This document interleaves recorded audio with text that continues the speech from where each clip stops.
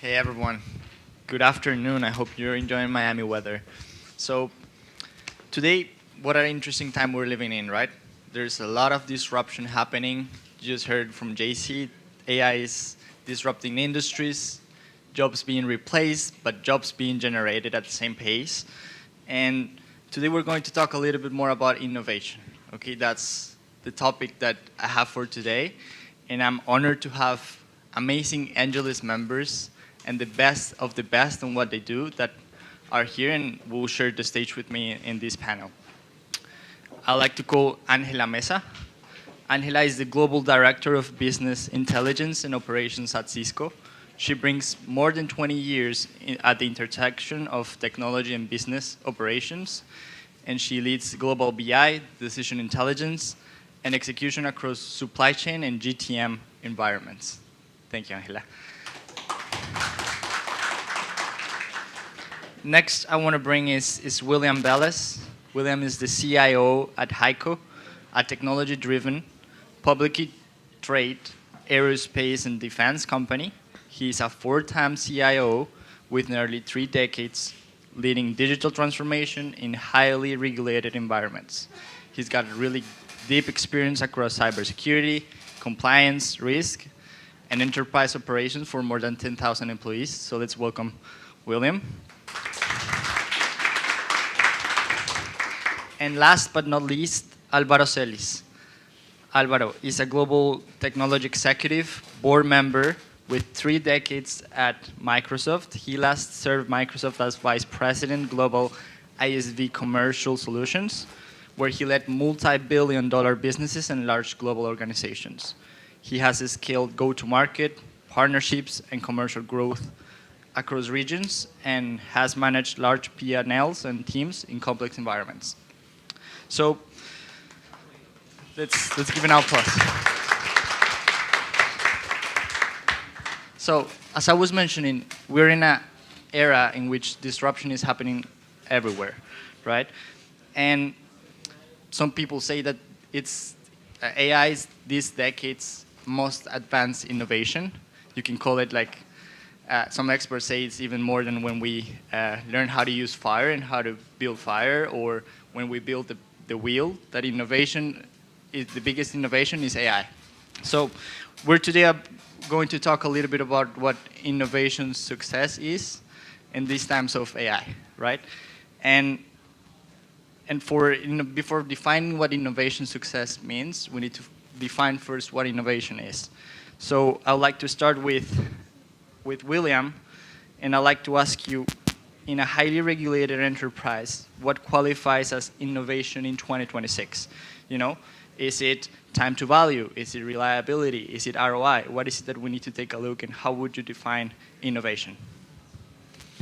Well, thank you so much. Really happy to be here with all my friends at Angeles.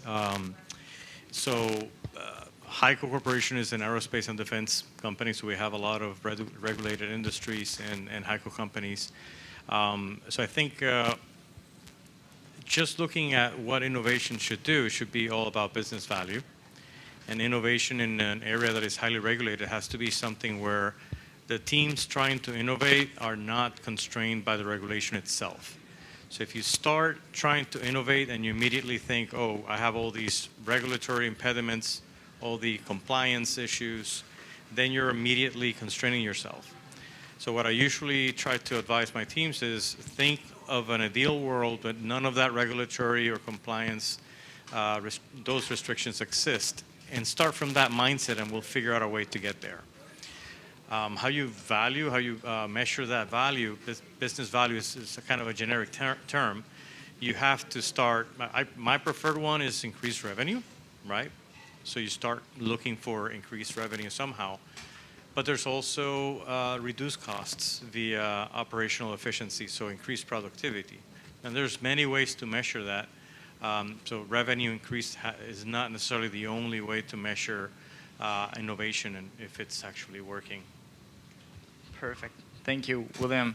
And Angela, from a BI and operations lens, what does innovation success look like in 2026? And what are those 2 or 3 metrics that you put on a scorecard and and define innovation? Thank you, Jeshua. Hi, everyone. I'm very honored to be here with all of you today. So I love your answer, but then from the operational standpoint, that's a nightmare for me because there's a lot of innovation that is coming at us at the same time. And then teams tend to confuse movement and activity with success. And for us, it's very important that we report up real metrics and that we are providing real impact into the business. So one metric that I will mention first is decision latency. Out of all those implementations we are doing, the data and the insights, the signals that are coming, how fast are we really acting on those?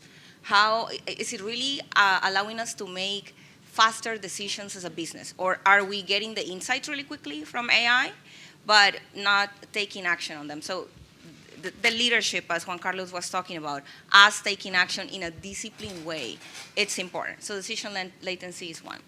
The second one is, out of everything that we are implementing, what is really providing outcomes and at what rate? So outcome realization rate, for me, is something also very important. And then third will be the evaluation of the AI systems or processes that we are implementing in workflows. How can we evaluate them without politics and biases, but with real data and structure? I say something to my team, and is because everybody always has an opinion, but someone said this a long time ago. I don't remember who, but is in God we trust. Everybody else bring data. And not just the data, but meaningful data. Tell me the real story of value. Are we reducing risk? Are we driving better customer experience? Are we really impacting the business and its margins? So those will be the three that I will focus on. And I think that it's important that, and I call this out, we're trying a lot of things because we want to innovate, but take a step back with patience and conscience and really understand if those things we are using, are they really meaningful for the business? You know, how are they really moving the needle? And it's important to be disciplined about those metrics and scorecards we're building for our organizations in order to drive that. Perfect. Thank you, Angela. And to that point, you define what is the innovation theater, right? And you can see innovation theater as corporate activities. Everybody now is doing hackathons. Everybody now is doing workshops on AI. So I'd like to ask Alvaro, how do you define innovation success in 2026? And what is the biggest signal that an organization is stuck in this innovation theater? Yeah, thank you, Joshua. And again, thank you everyone for being here, and hello to everyone online. Look, I think that's the way you want to think about it is it's kind of twofold, right? What is innovation?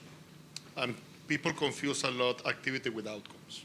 So the way I will invite everyone to think about it is innovation is a capability to take an idea or an invention, a new thing, into a business capability that will give you an outcome, not an output, an outcome of the business in a way that is reliable.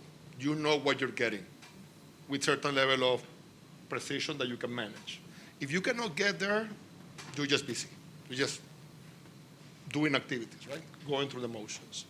And if you don't have that and you don't have adoption, which means people are really using it, what's the point?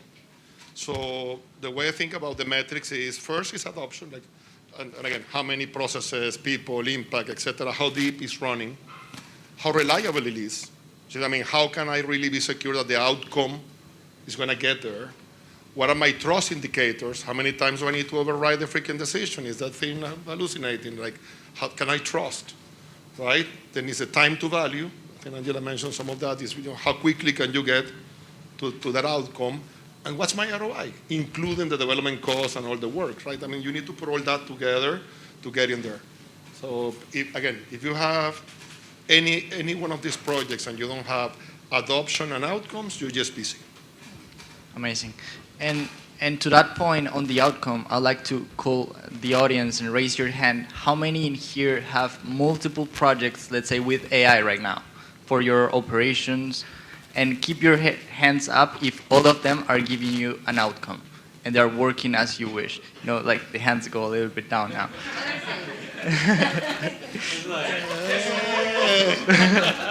Yeah, everyone is And to that point, many organizations do not have an innovation problem. We all have ideas. We all have different ways on how we want to implement AI, but they have, and everything is a priority problem. So now there are multiple ways, multiple apps that are coming up every day, multiple AI features, right? And it's how do I choose fewer bets that are really moving the needle for me and giving me an extraordinary outcome, right? And to that point, I want to ask Alvaro again, at global scale, what is the most effective way you have seen leaders prioritize fewer, higher impact bets and protect capacity so execution stays consistent? Thank you. Look, that's a great question, and I'm very passionate on the topic, so I'll try to be brief. The way I will invite people to think about it is, everything that you do, you can, at the highest level, put it in three buckets.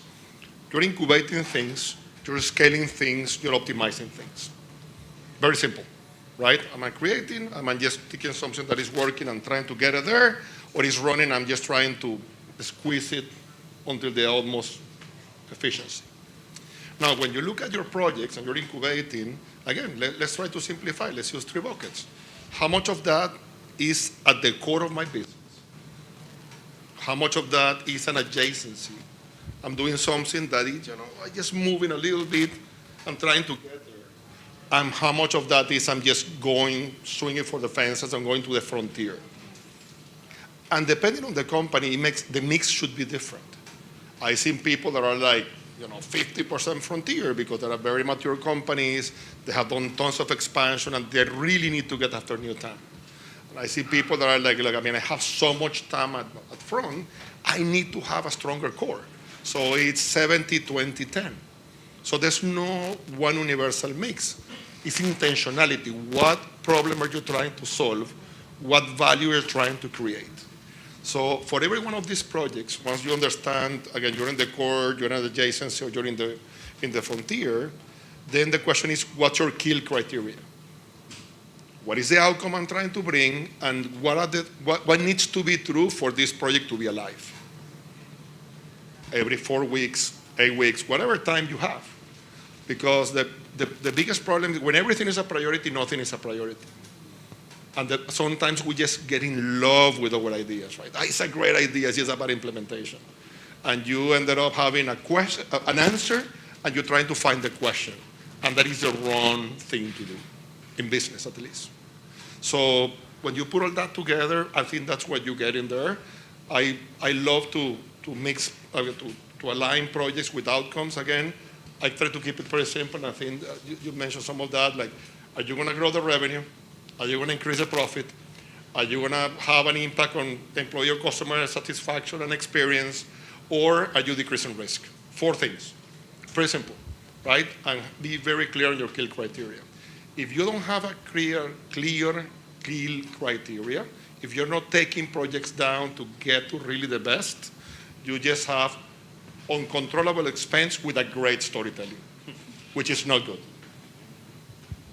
Perfect. Yeah, basically, we've heard this phrase, the ones that have a Hispanic background, el que mucho abarca, poco aprieta, right? And this applies in here.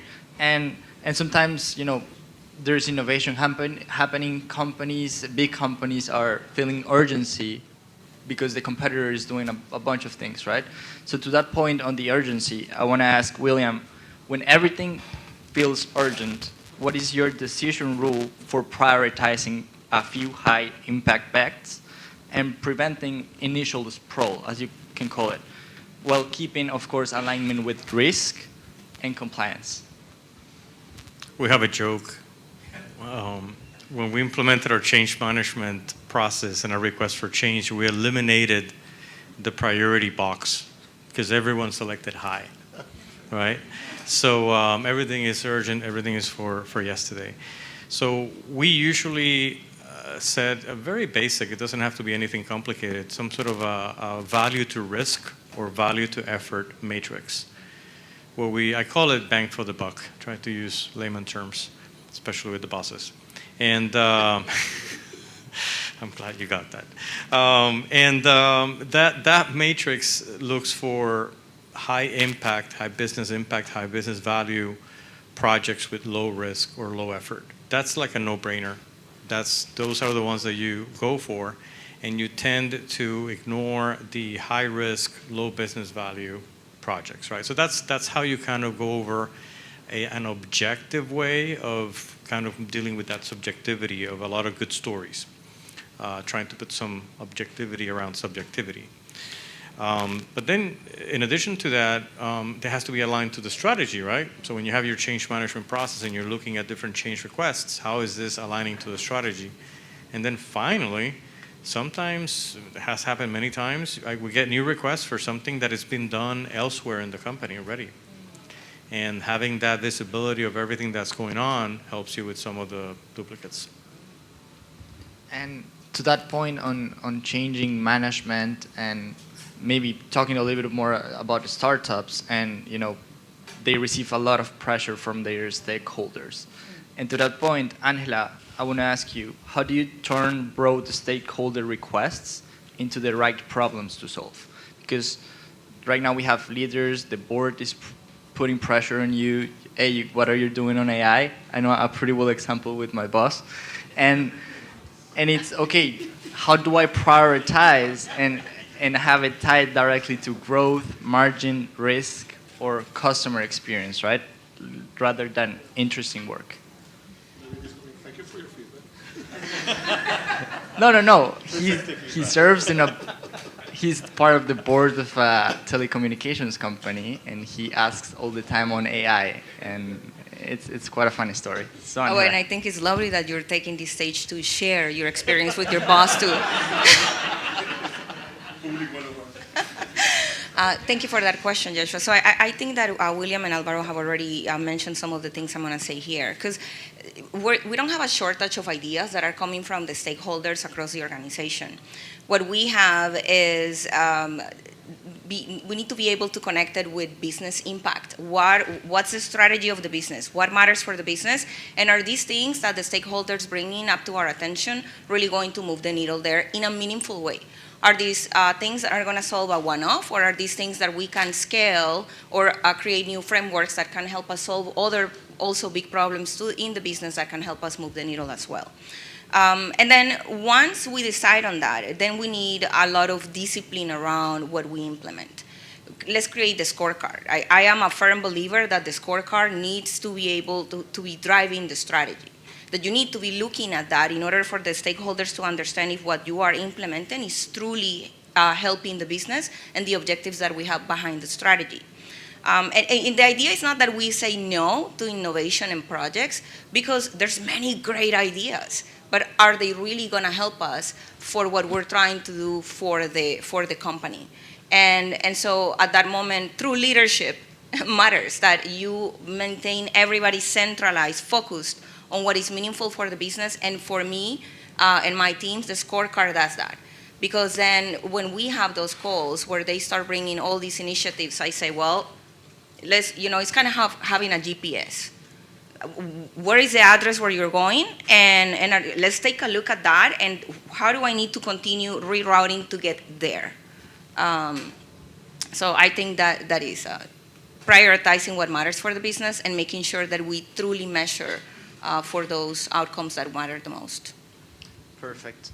Now, I want to talk about a little bit of trust. And by trust, I mean, how do we maintain trust across employees, customers, regulators, partners, in this innovative era, right? And to that, Angela, to you again, as AI changes decision-making, how do you ensure AI-enabled insights are trusted and adopted across teams at scale and are not just debated or ignored? And that is such a great question. Change is coming at us really quickly, and adaptation has been interesting. As human beings, change is something super scary. And of all the adoption across the systems and workflows that we're having across multiple organizations, at least for Cisco, it's been an interesting journey to walk through. So I don't think that this is a technology problem. I think it's a trust problem from the human side of things. And what what I am doing with my teams is making sure that they trust the outcomes, that we build a measurement system together so that they understand when decisions are being made, what inputs are, how those inputs are driving those outcomes, and how decisions are made based on that. And then also that whenever we make decisions, there's full transparency, but that they're always going back to the business strategy, to that scorecard, and that they understand how those implementations are truly moving the needle for the company. I think that's when you build trust, when you can measure the change as a result of those inputs that you are bringing into the business through those AI systems or workflows that you are introducing. You mentioned something around having accountability in some way, right? And to that point, William, I wanted to ask you, what must be true for you to trust AI in customer-facing or control-heavy workflows? And how do you keep accountability clear when AI is involved? So I was joking with someone the other day that one of our units was saying, well, AI, before we use it, it has to be perfect. I'm like, we have humans, they're not perfect, right? So when you look at the statistics, usually it starts kind of agreeing around the 94% accuracy, right? So that's kind of the number we use for. And what that means is when you have agentic AI, where you have some sort of autonomous function that is making decisions on its own, that accuracy is going to be a big, big factor of the data and how much quality data you feed that system. But just like humans, they need supervisors. So AI agents should also have a human owner with some sort of a monitoring process for the outcome and some continuous monitoring, continuous improvement plan. Instead of sitting down and having a yearly review, you are looking at data and changing the prompts to refine, and the data to refine the outcome. So that's usually how we handle it in terms of putting something in front of a customer that is AI driven. Has to have a human owner, and definitely has to have good data behind the scenes. Thank you, William. And my next question is to Alvaro, and it's, in this AI era, how do leaders scale innovation while redesigning work and maintaining trust with the employees and customers? And what is the most common mistake you see when they're trying to redesign work? Thank you. It's a very deep question, so I'll try to give you kind of a glimpse of the way I think about it. The first one is, look, in this era of AI, one of the biggest mistakes people do, or I've seen people do, is they confuse the opportunity for you to reinvent the process, reimagine the process, and therefore how to obtain the outcome using the AI tools with automation, which is I'm going to go lay out AI and just do the same things now faster, better, etc., because I have AI. And those are two very different things. So my recommendation is reinvent the process. Go step back, look into it, and find a new way to obtain the outcome. I think that will be much more beneficial for everyone versus just trying to automate. That's point number one.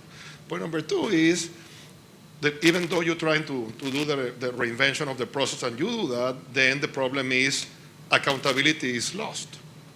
It's like the little kids, like, oh, my dog ate my homework. The model did it, right? It wasn't me. I mean, the model said that we could.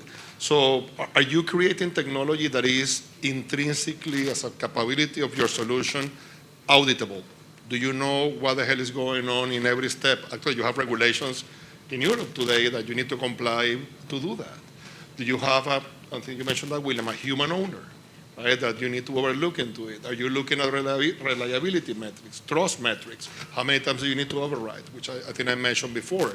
So if you're not looking into those and you just scaling a solution, you just accumulating risk for the business. So you need to reimagine your process, be sure that you have the right accountability framework, the right traceability and auditability built into the process, and humans keep being accountable in every step of the way, even though technology will assist the outcomes that you're trying to achieve. And you're going to be in a much better place. Amazing. Thank you, Alvaro, and William and Angela for all these insights. You know, today's takeaway is simple. First, define innovation success. What does it look like? Is it clear? For you, do you have a scorecard? Time to value, is it ROI? Is it reliability? Is it adoption in my company? Second, run innovation like a portfolio. So make fewer bets tied to real business needs with protected capacity and so that execution happens and is consistent. And the third one is, in this AI era, scale with trust, clear accountability, responsible adoption, and workforce redesign that strengthens confidence and that keeps everyone happy at the end of the day. So those are the insights we wanted to let you on today, and thank you for your time, and thank you to our speakers.